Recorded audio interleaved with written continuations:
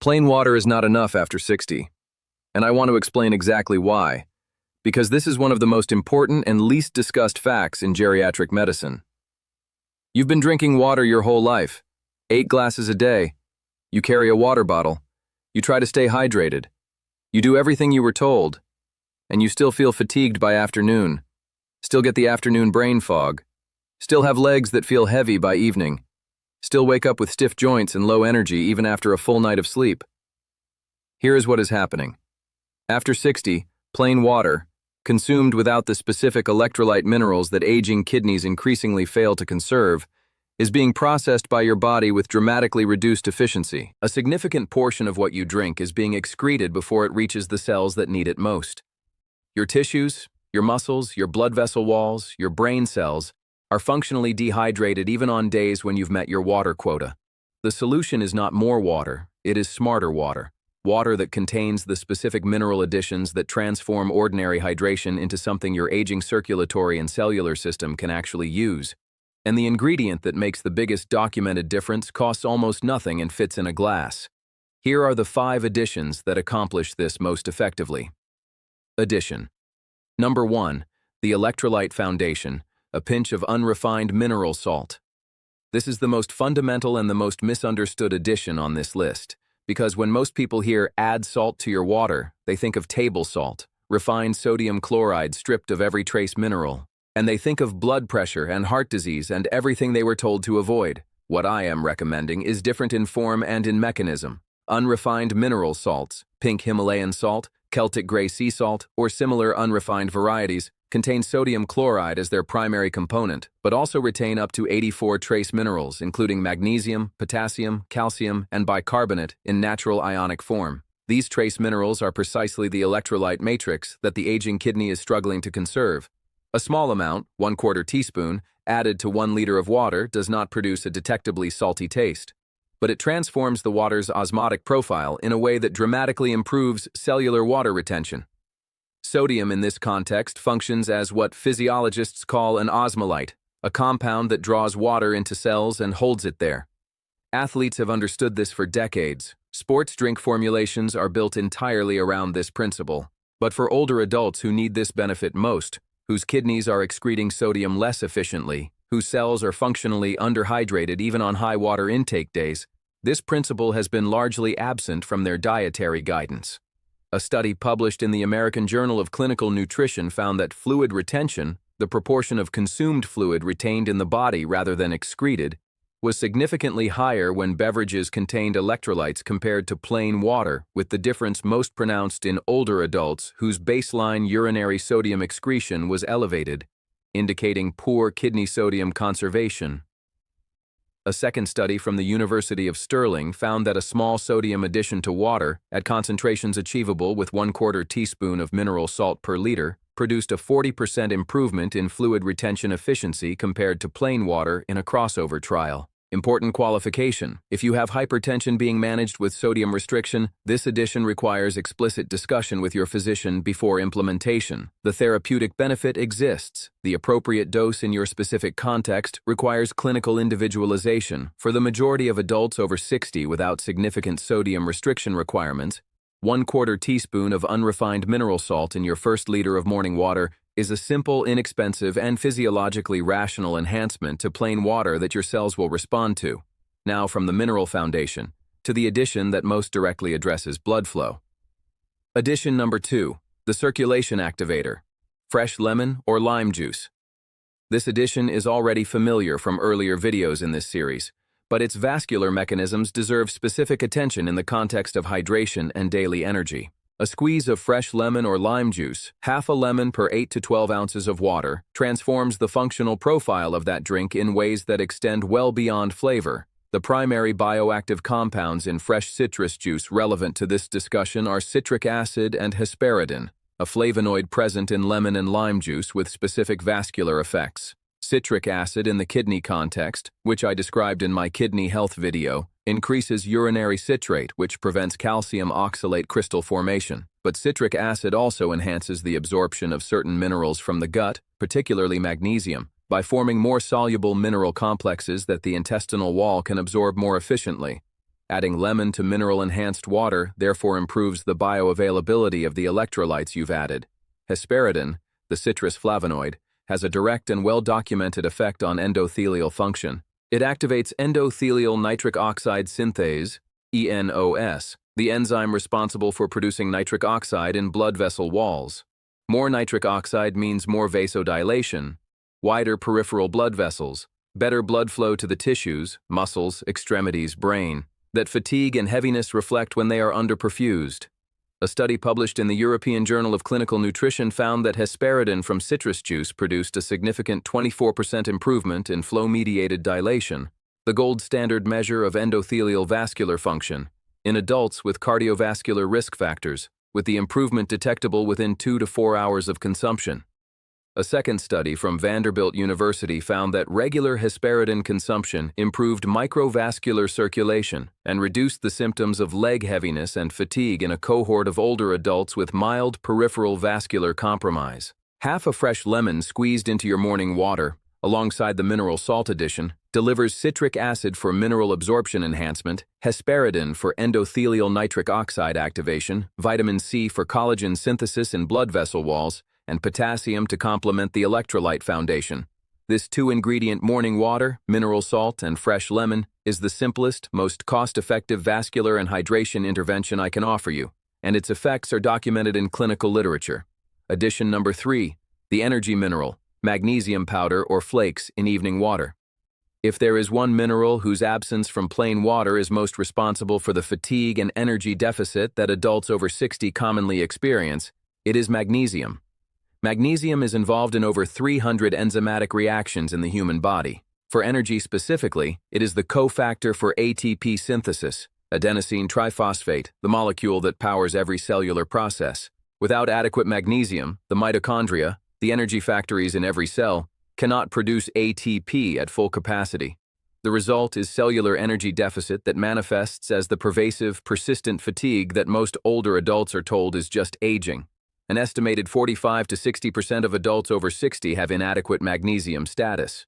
The causes are multiple: reduced dietary intake of magnesium-rich foods like dark leafy greens and nuts, reduced gut absorption due to decreased intestinal transporter efficiency, and increased urinary magnesium loss from diuretic use, chronic stress, and elevated blood sugar. And because standard serum magnesium blood tests measure only the 1% of body magnesium in the bloodstream, not the 99% inside cells, most deficiency goes undetected by routine blood work. Magnesium glycinate powder, dissolved in warm water in the evening, is one of the most bioavailable forms of supplemental magnesium available, and its mild flavor makes it compatible with water-based consumption. Magnesium chloride flakes, dissolved in water, are an alternative with equivalent bioavailability and a centuries-old tradition of therapeutic use. A study from the Journal of the American College of Nutrition found that magnesium supplementation in magnesium-deficient older adults significantly improved multiple energy-related outcomes, physical energy ratings, exercise tolerance, and mitochondrial function markers within 4 to 8 weeks of consistent daily use. A second study from Queen Margaret University found that magnesium supplementation specifically reduced fatigue and improved cognitive processing speed in older adults with confirmed low normal magnesium status, with the improvements attributable to improved ATP synthesis capacity in both muscle and neural tissue. 150 to 200 milligrams of magnesium glycinate powder dissolved in warm water in the evening, not the morning. Magnesium has a mild relaxing effect on the nervous system that makes it better suited to evening consumption. It supports the deep sleep stages that are the foundation of overnight cellular repair.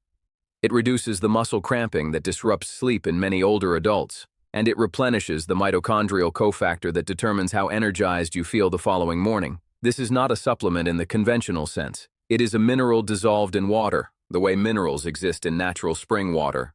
Your cells receive it in a form that is physiologically continuous with their natural mineral environment. Addition.